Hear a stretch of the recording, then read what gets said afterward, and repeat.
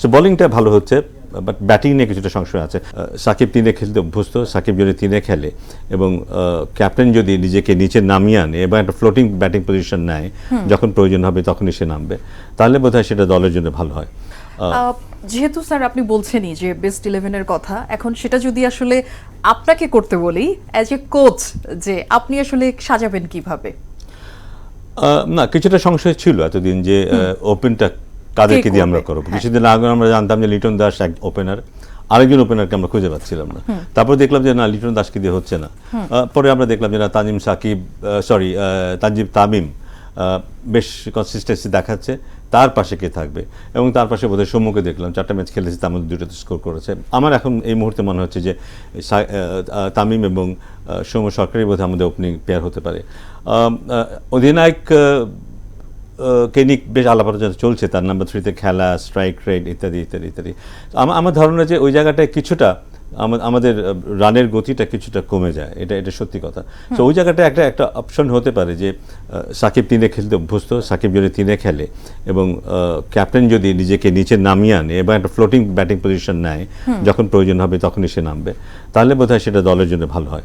হ্যাঁ, কালকে থেকে মূল বিশ্বকাপ শুরু হলেও আমার মনে আমাদের জন্য আজকের দিনটা খুব গুরুত্বপূর্ণ। আমরা ওয়ার্ম আপের একটা ম্যাচ মিস করেছি। এই ম্যাচটা আমাদেরকে ফাইনালি অ্যাকচুয়ালি একটা বোঝার সুযোগ তৈরি করে দেবে যে দলের অবস্থাটা কী আছে, আমরা কতটুকু আত্মবিশ্বাস নিয়ে মূল বিশ্বকাপে খেলতে যেতে পারবো। সো সেই পয়েন্ট অফ ভিউ থেকে আজকের দিনটা খুব গুরুত্বপূর্ণ আমাদের কাছে।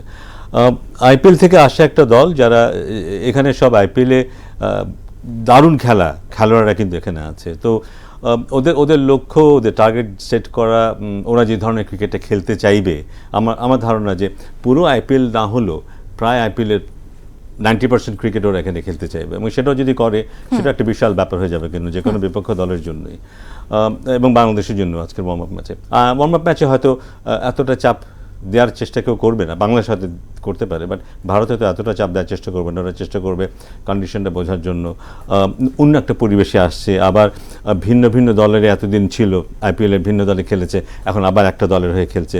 সো ওই আন্ডারস্ট্যান্ডিংটা কোথাও কোনো গ্যাপ থাকলে সেটা কীভাবে পূরণ করবে সেদিকে ওদের ফোকাস থাকবে। বাট বাংলাদেশের ফোকাস থাকবে রিঅর্গানাইজ করা, বাংলাদেশ নিজেদেরকে রিঅর্গানাইজ করা।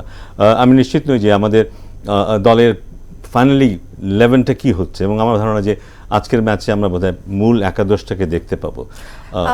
যেহেতু স্যার আপনি বলছেনই যে বেস্ট 11-এর কথা, এখন সেটা যদি আসলে আপনাকে করতে বলি অ্যাজ এ কোচ, যে আপনি আসলে সাজাবেন কিভাবে?